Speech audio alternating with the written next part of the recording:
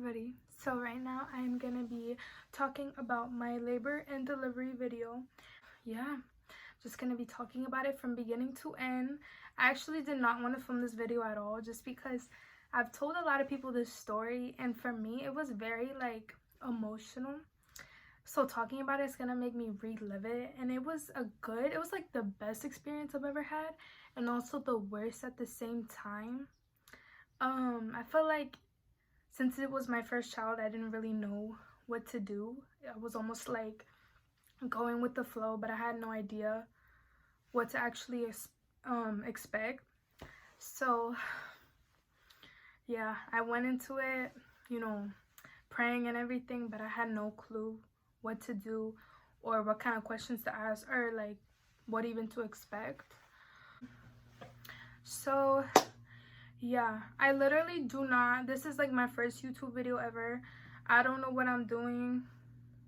I'm just rolling with it. So yeah, let's get started. So my pregnancy lasted all the way into 40 weeks. My due date was February 3rd. I almost forgot it. February 3rd, 2020. I remember finding out I was pregnant. I thought February was so long from now. I was like, I got all this time. I'ma just chill. No, the date rolled around. It was like January something. I was literally counting down the days until February. And I honestly did not know what to expect. My experience for me was kind of, I didn't know what I was doing, especially because I am young. I'm only 18, so being young and pregnant, especially like a teen, it's also like very hard. Just because, not a lot of people talk about it, but a lot of people do not take you serious. They just see you as a kid. Even though I am a kid, I should still be treated like as an adult because I'm still the one going through it. So yeah, it was very hard for me. Throughout my pregnancy, I was very emotional just because I'm an overthinker. I overthink everything. So I wanted to make sure I was doing everything correctly, taking my prenatals, eating a healthy diet.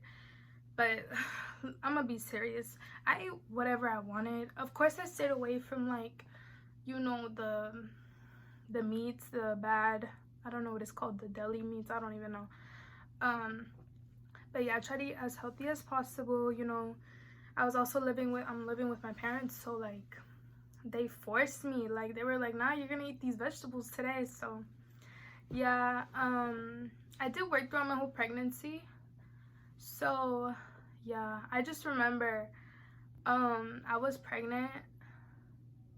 So I found out I was pregnant around near the end of May, literally right before I graduated high school is when I found out.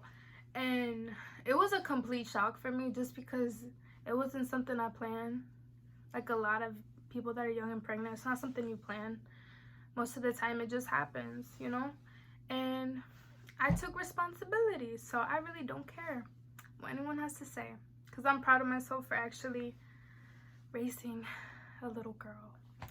But yeah, I found out I was pregnant. So I'm trying to do this in a timeline. So I found out I was pregnant, and throughout the summer I was like, okay, I need to get my shit together. What am I gonna do with my life?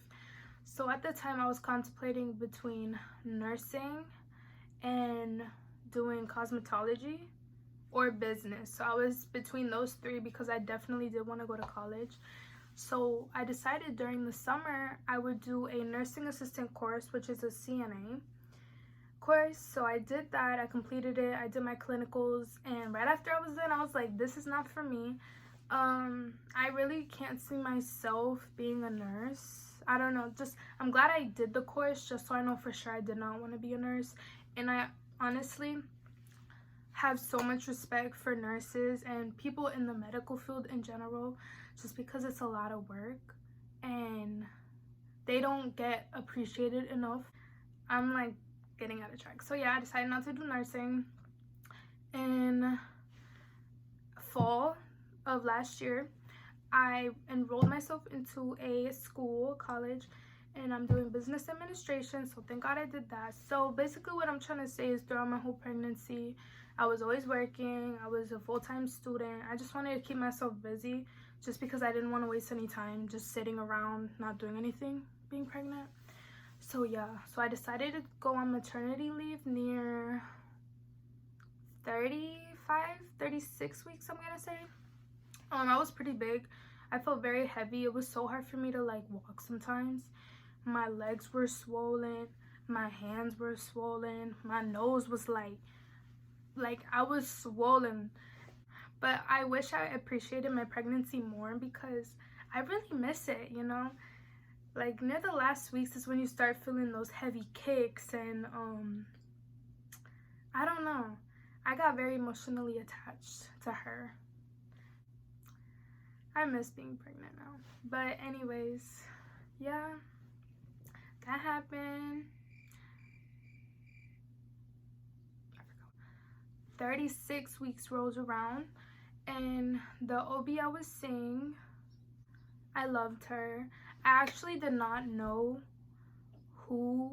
which doctor I was gonna have at the birth. I was very confused throughout my whole pregnancy. You know, I switched OBs. I went to this first OBGYN, and they were so dysfunctional, disorganized. Like when I would go in for my appointment, they would be like, oh, like I don't know. It was just very confusing for me, the first one. So I went to a different OB, which is farther from me, but it's so worth it. They treated me so well, and if I was pregnant again and I still lived here, I would definitely go back to them. But I wish I would have asked more questions. When you're pregnant, the longer you are, the more often you see your doctor. So I was at that point where I saw the doctor every single week, and I wish I would ask more questions, like who was gonna be at the birth. You know, I had no idea. I just didn't think to ask. But yeah. I go in every week, and they're asking me if I have any questions. Of course I say no. When I was going for every week, I was literally planning for a vaginal delivery. And no, that ended up not happening. One of my nurses, they told me how, you know, make sure you have your birth plan ready. Make sure when you go to the hospital, you have your birth plan ready. I did not have no birth plan, just because whenever you give birth, anything can happen, literally anything. Just throw that plan out the window, because like things you don't think would ever happen to you, which happened to. So it was around 37 weeks at this point, and they were gonna start checking my cervix. And if you do not know what a cervix check is, it's literally a doctor, you know, checking your cervix. And for me, that was the worst part of no, honestly, no, I'm not gonna say it was my worst part, but it was one of the worst parts about pregnancy, because them cervix checks killed me. Like I remember she checked and I started crying. That's how bad it hurt me. It hurts like hell. But I wasn't dilated at all. Around 38 weeks I wasn't dilated. 39 weeks I was 1 centimeter. No, I wasn't even. I was nothing at 39. At 40 weeks I was 1 centimeter dilated. So my OB thought it was best for me to have a induced labor. I had my appointment the Thursday before February 5th. So basically a week before my actual due date, I went, and she scheduled my induction date. February 4th was the date. I went in and I had my appointment with the hospital to get induced. Yes, I remember now. And I honestly did not want my labor to be induced. And one advice I want to give to like girls that are young and pregnant, if you're scared to speak up. If you're not, then girl, you tell them how you feeling. But if you're scared, do not be scared at all. It's your body. It's your pregnancy. You do what you want and what you feel comfortable with. I didn't really want to be induced. I wanted to wait it out. But another bad thing that can happen is if you wait it out, your chances of having a C-section gradually rises, is what my doctor told me, you know, before the fact. So that's why she wanted me to be induced. So I was like, okay, whatever. Tried to induce myself. So ways that you can induce yourself is like walking. I would walk around my neighborhood for like an hour or two. I had the birthing ball, which is just like an exercise ball. I would jump on it like for like 30 minutes to an hour. I drank the tea, the raspberry leaf tea, you know, whatever. Another good way to induce yourself is to have a lot of sex, but I could not do that because that's for another video, but I couldn't do that. So yeah, I tried everything, nothing worked. So February 4th comes around. I was literally hoping and praying that I would go into labor anytime. I felt Braxton Hicks contractions throughout my whole pregnancy. I remember the day before I went in, I lost my mucus plug. So you know, that's also a sign, but at the same time it's not. It's like pregnancy is very tricky, especially labor. That shit hard. But yeah, I go in February 4th. They told me to come at night so they can give me the medicine to induce me, and then throughout the whole night, hopefully I could be dilated enough to give birth. So I go in around 7, 8-ish. You know, they bring me into my room. The nurse, she checks my cervix again, and I literally have my 2 close friends there with me. My best friend and my other really close friend, and they saw me getting my cervix checked. They saw all of that just because they're really close. You know, we're all really close, so I felt like if I had them there, I would feel like a lot of support, I guess. So they saw me in my worst. But I'm gonna like show a picture of me on the bed. I was literally huge, like, whew. So yeah. So she gives me the induction medicine. I really don't remember what it was. I wish I would ask more questions, because you really need to ask questions like with what medications they're giving you, all of that. And I was completely lost to what was going on. So they gave me the induction medicine, and like 3 hours later, so it was around 11 at night, I felt like I like sneezed or something. I coughed or sneezed. I kept coughing a lot. I don't know what my problem was, but this was before the whole coronavirus. I mean, it was around, but like now we're literally in quarantine. It was like before all that. I coughed a lot, so I like coughed or sneezed or something, and I felt like this really warm liquid come out of me. I'm sorry if this is TMI, but and I thought I peed myself, but I call in my nurse, and she says, I was like, I think my water broke, or I peed myself or something, and she said, oh honey, your water broke. Before the induction medicine even worked, my water broke naturally. That's what really happened. My water broke naturally, and I'm gonna say 20 minutes after my water broke is when I started feeling the contractions. Them contractions was killing me. I think that was the worst part. It was the contractions, then the cervix check, cause them things hurt. It feels like it's really hard to like compare it to something, because the pain is really bad, like it's that bad. But I would say like period cramps times 3,000.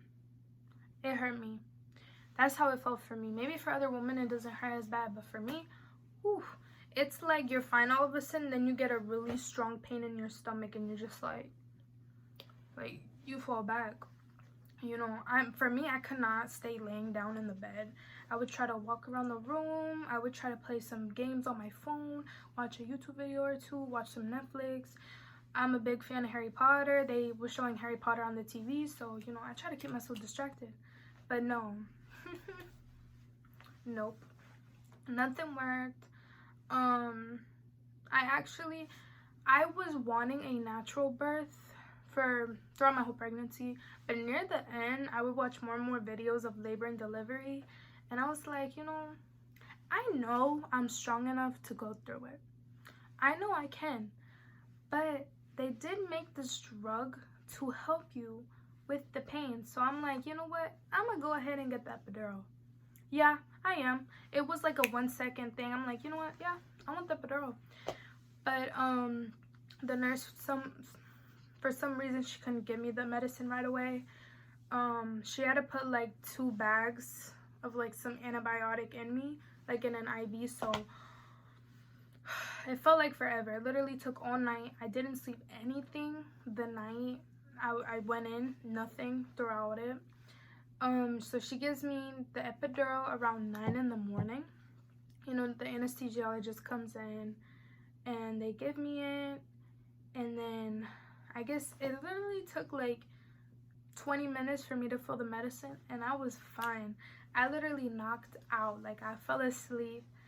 That was literally the last time I got proper sleep, by the way, was when I got my epidural. So I got my epidural at 9 in the morning. So all day they were checking my cervix, blah, blah, blah, blah, blah. And around 4 in the afternoon is when I started to push, 4 or 5 in the afternoon. And I'll try to insert a clip of not me pushing, but like, just me, them counting to 10. Because I really did not take any pictures or videos. My best friend, she took a video, but it wasn't like anything. It was just the sounds of me going into labor. So yeah, around 5 p.m. I started pushing, or no, 4 p.m. for sure, I know that. I started pushing, and I pushed for like an hour and a half, nothing. The nurses could tell I was pushing like really hard. My mom could tell, my best friend could tell. Nah, they were like, something's wrong. So they bring in the doctor, and for me, I had no idea that like the doctor wasn't. I thought like a lot of people would be in my labor. I don't know why. I just assumed like doctors and nurses and all these people would be in there. But no, for me it was literally just 2 nurses telling me to push, so I pushed.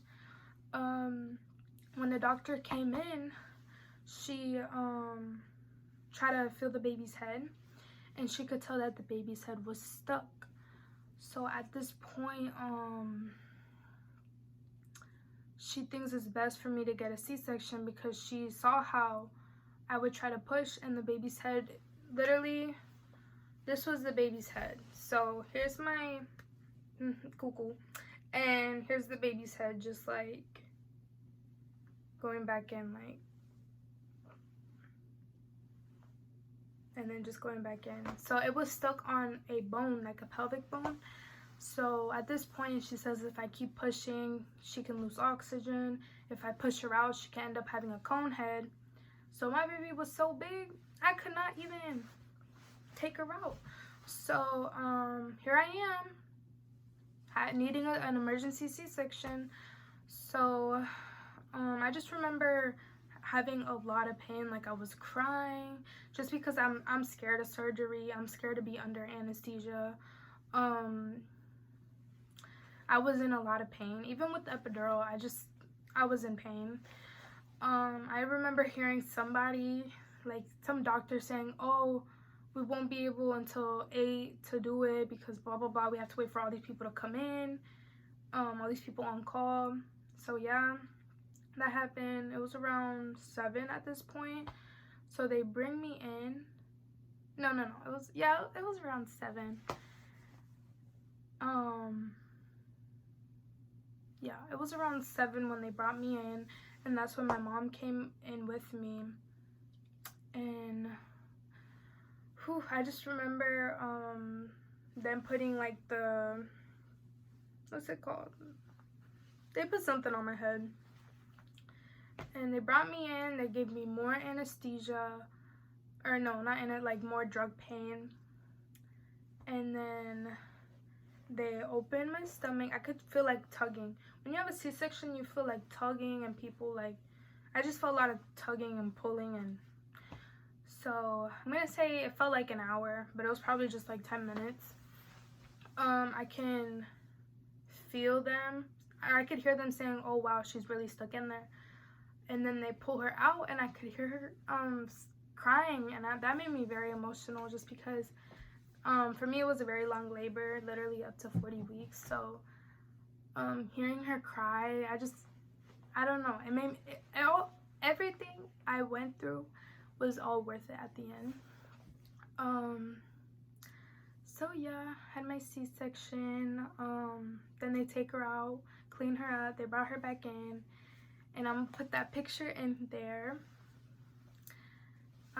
So yeah, my mom was the first one to hold her. I'm jealous. I wanted to be the first one, but whatever. And then my mom leaves the room with the baby, and they stitched me back up. And I think the worst part for me was after, you know, they take my placenta out and they stitch me up, and whew, that hurt me. And I just remember screaming. I was like screaming in pain. So the anesthesiologist gives me more medicine. I just remember seeing these hallucinations, like oh my, I thought I was dying. Like, I don't even know what I saw. I saw colors and weird things. And then I woke up, and I just remember talking crazy to the doctors. I was like, I don't even remember. It was like if you ever got your wisdom teeth out, it's kind of like that. Like, for me it was. I was just talking all kinds of crazy. And then they take me and they observe me, and then I go back to my afterbirth room, postpartum room, I guess is what it's called. And yeah, I just remember I didn't feel too much pain because I was still under drugs, but the days after and the days to come, I was in a lot of pain. It was hard for me to walk, it was hard for me to move, it was hard for me to laugh, hard for me to drink water, all of that. It was just very hard. It was a very emotional time for me, just because I felt so weak. And you know, I want to thank my parents, especially my man, because the following days to come, he really did help a lot.